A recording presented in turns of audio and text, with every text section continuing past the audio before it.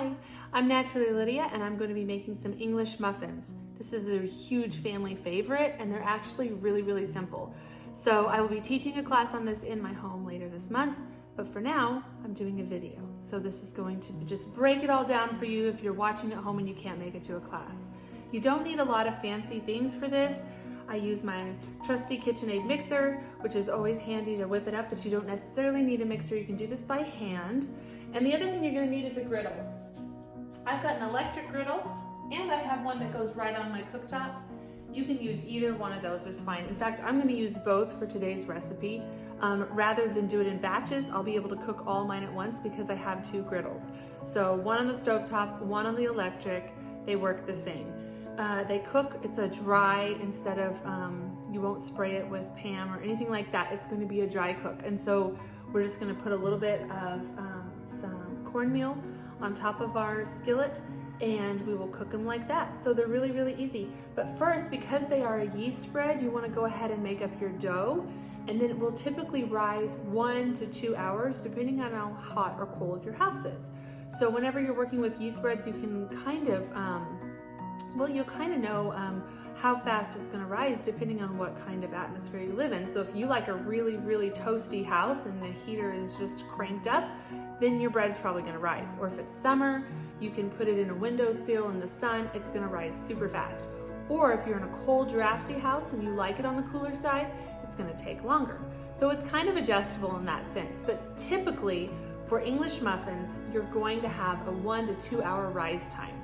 At that point, we will switch it, we will form our balls, and we will rise one more time, but I like to go ahead and rise them right on the surface that I'm going to cook them on. So the second time around, we're gonna rise them right here. I'll put some parchment paper on top of them, and then I'll just go ahead and turn it on, and we'll cook them right there. So without further ado, we're gonna get started. It's really simple. Every yeast bread starts with your liquid, your yeast, and in this case, this recipe calls for some warm milk. So you can use fancy thermometers. I'm putting this right into my mixer bowl. You can use fancy thermometers, but a great rule of thumb, because you don't want it too hot. If it's too hot, your liquid, it will kill your yeast and it'll kill it fast. If it's too cold, it won't activate it. So really good rule of thumb is just bottle warm. You want to be able to put your finger in it and it not burn you, but it still feel warm. So pretend like you're making a baby bottle. That's what you want your liquid consistency and temperature to be.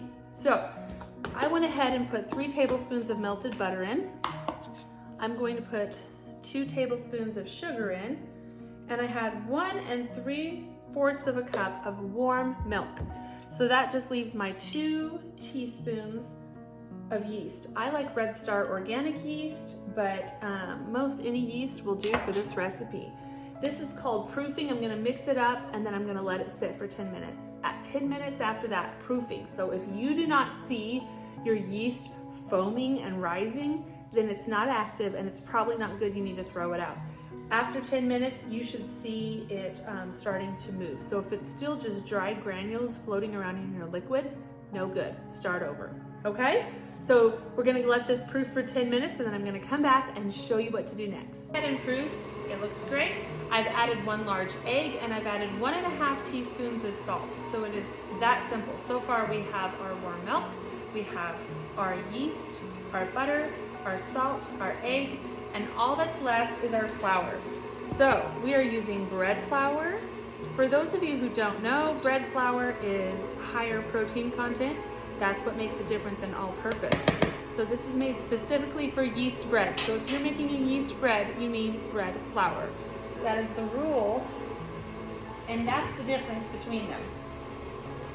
I'm gonna go ahead and put my 4 cups of bread flour directly in, get it all mixed up. Now this is gonna be a soft dough. With that butter and everything else in it, it'll be nice and soft and elasticy and pliable. Just mixing that up, putting it slowly. I like to go ahead and scrape the top. That's how you get a real clean amount. Add it in. I've got 3 cups now. What you're always looking for when you're making bread, getting closer to time to being done, is you just want it to start pulling away from the side. So if it's still looking super sticky, then it needs more flour.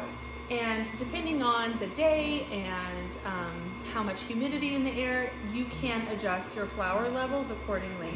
But what we're looking for is it to start pulling away from the sides. Once it starts doing that, we're getting closer. This is a soft dough, it's not a sticky dough. So if you're touching your dough and it's coming off on your hands, then it doesn't quite have enough flour. So add little increments at a time once you know that you're getting close. See how it's begun to pull away from the sides, but we still have some stickiness at the bottom. You can kind of see that. This is at 4 cups, so I'm going to go ahead and add my other half of a cup and see if it starts pulling away from the sides like I want it to. My dough is now formed its own ball. It's no longer sticky at the bottom. In fact, it's picked up all the flour that you put in and pulled it to the center. I can touch it and it not get anything on my hands. That's how we know it's ready. I'm going to go ahead and scrape it off of my paddle attachment, form a ball, and I will put a little bit of oil in the bottom of the pan. At this point, I'm going to cover it and I'm going to let it rise for my 1 hour to 2 hour increment.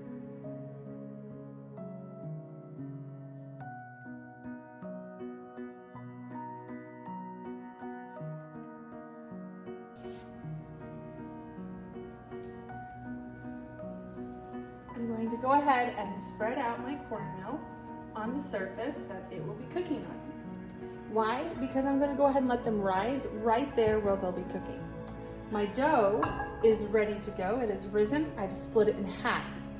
If you do not have 2 griddles, then you would then take the other half of dough and put it away until you're ready and just work with half of your dough. Each half should make 8 English muffins. I've went ahead and divided it out. What you're going to do when you get it all divided, you're going to take your dough. This is roughly 1, and they won't all be perfect in size, but it will be enough. I take everything and I see how I squeeze that underneath to form a nice rounded top.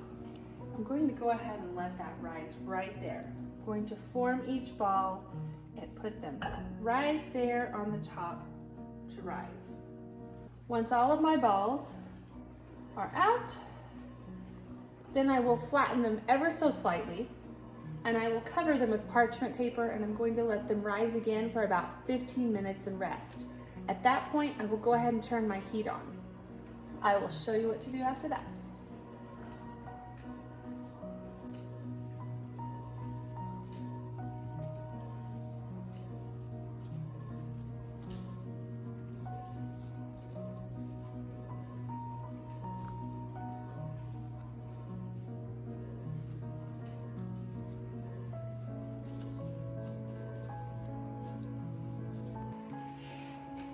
I've went ahead and turned the heat on low for both of my stovetop and my electric griddle. You're going to cook these on low each side for about 7 to 15 minutes. You don't want to cook it too fast, and you don't want it to look like it's done and take it off too early. If you do, or they get too brown too fast, don't worry, you can always pop them in the oven at 200 to finish cooking them. But you want the inside to be completely done, so don't skimp on the cooking. Once they've cooked for 7 to 15 minutes and the bottoms have started to brown ever so slightly, then I'll go ahead and flip them, and I'll flip them the remainder of the time. This second rise, don't expect a big difference. They might puff up a little bit, but they're not going to rise near as much as that first time. So really just letting them rest the 15 to 20 minutes, starting everything on low, and then I'm going to wait another 7 to 15 minutes, flip them, cook them some more, and then let them rest.